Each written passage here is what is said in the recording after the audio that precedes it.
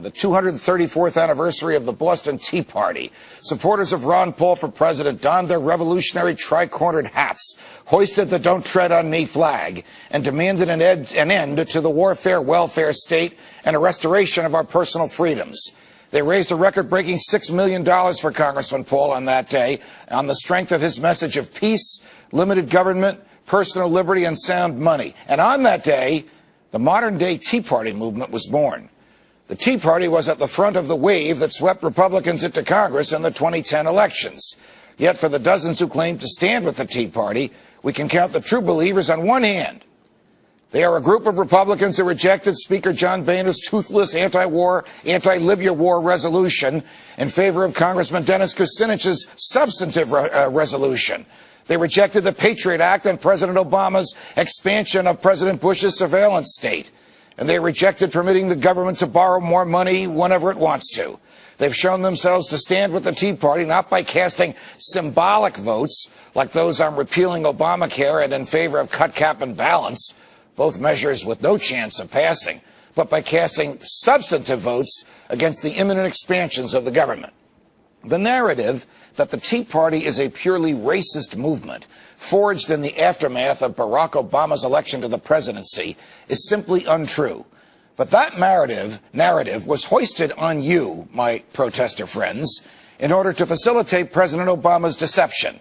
You see, without demonizing a prominent scapegoat like the Tea Party, the president's complicity in the Wall Street-Washington complex, against which you are now protesting, would be very clear.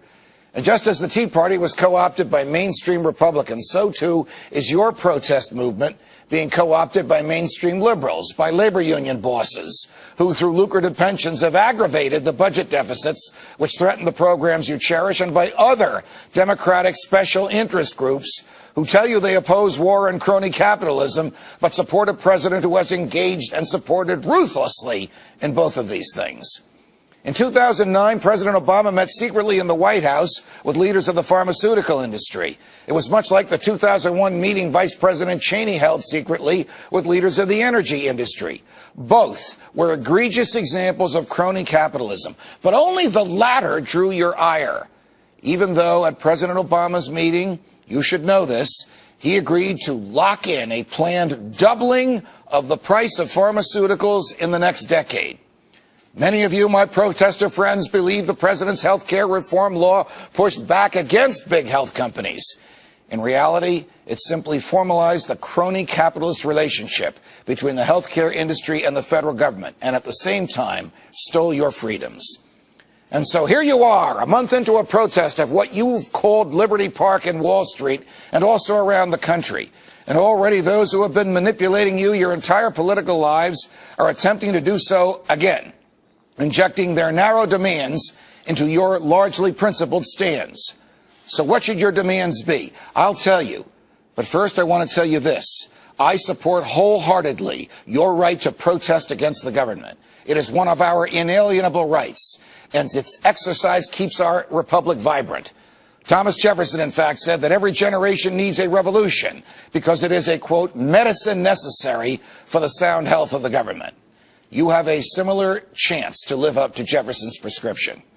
Here are my suggestions for your demands. This will unite the left and the right among you and stop the feds from using your tax dollars to kill people and to pick winners and losers. 1, end the Fed. 2, end the wars. 3, end the income tax. The president's class warfare nonsense is made to divide you. You are not poor because 10% are rich. You are poor because the federal government has taken up all the oxygen of success in the room. You are poor because of decades of federal mismanagement that has laid ruin to our economic system. Capitalism didn't make you poor. The lack of capitalism did.